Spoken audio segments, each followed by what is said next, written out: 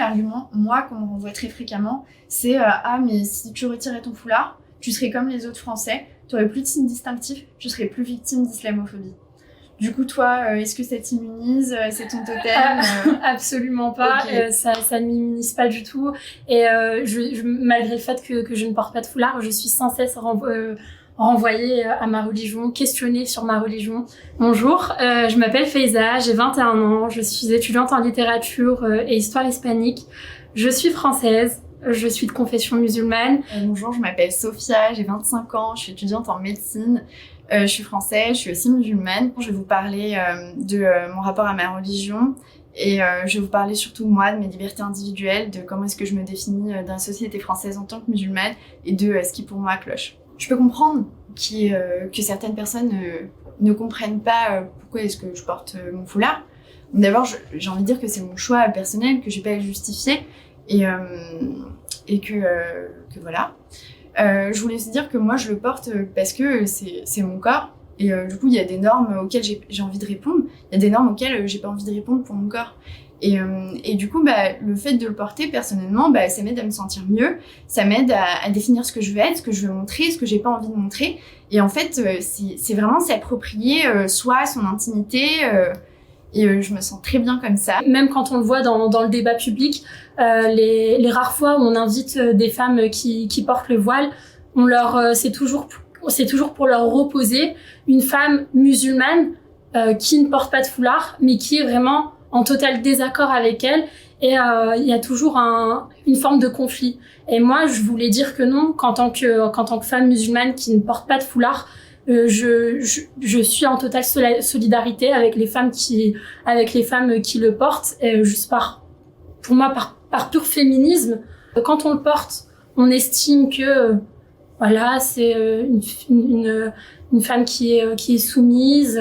Quand on ne le porte pas, on nous dit ah tu es plus fréquentable, toi tu pratiques un islam qu'on appelle modéré, pas comme les autres. Voilà, t'es plus acceptable dans la société. Ah oui mais toi tu vois t'es musulmane, tu pratiques mais tu le portes pas pour autant. Enfin voilà, c'est bien la preuve qu'on n'a pas besoin de porter un voile.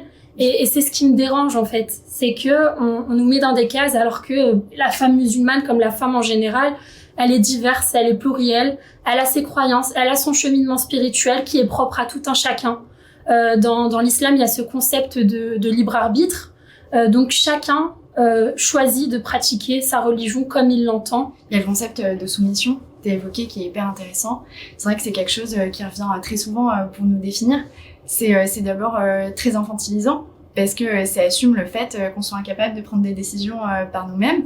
Et c'est aussi très violent à l'égard de notre entourage musulman, souvent masculin, parce que ça les désigne directement comme des oppresseurs. Il y a rien qui nous différencie en fait. La seule chose qui me différencie, moi et Sophia, c'est le fait qu'elle porte un foulard et que je n'en porte pas.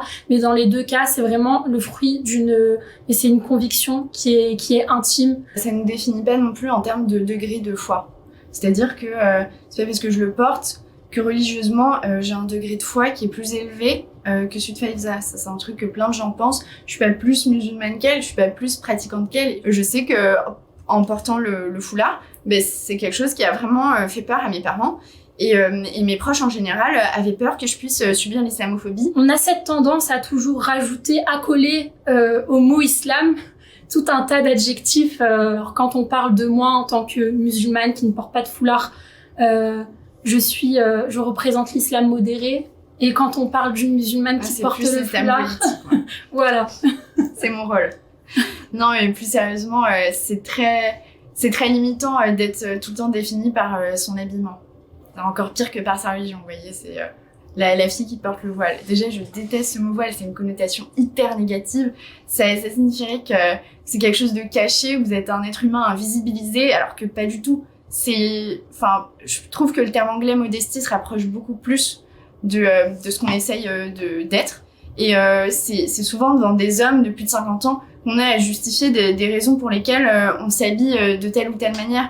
Enfin, c'est quand même triste de voir qu'en 2019, le corps des femmes, l'habillement des femmes, c'est toujours quelque chose à régenter, ça, quelles que soient les religions, quelles que soient les sociétés. Mais en France, c'est quelque chose de quand même hyper criant. Quand vous regardez les plateaux télévisés, ce sont des choses hyper agressives, c'est des propos qui, nous, émotionnellement, nous touchent. Enfin, ça se voit pas, mais on a un cœur.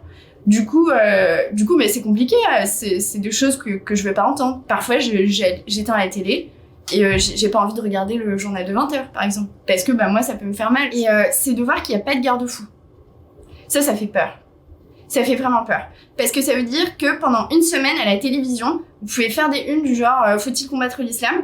sans que personne trouve ça dérangeant. Malheureusement, comme c'est des sujets qui sont souvent remis sur la scène en période électorale, mais du coup, même la gauche, même des partis politiques qui d'habitude essayent de modérer là-dessus, ne font absolument aucun effort, parce que stratégiquement, je pense que c'est pas rentable en termes d'électorat.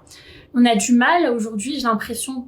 Heureusement, la grande majorité des Français ne rentrent pas dans ce cadre-là, mais il y en a certains qui ont du mal à comprendre que mais la France est riche de par son histoire, qu'elle a un passé qui fait qu'aujourd'hui, oui, il y a des personnes qui sont enfants de gens issus de l'immigration, qui sont les héritiers d'un passé colonial, mais que en rien ça ne les discrédite du fait d'être français, en fait.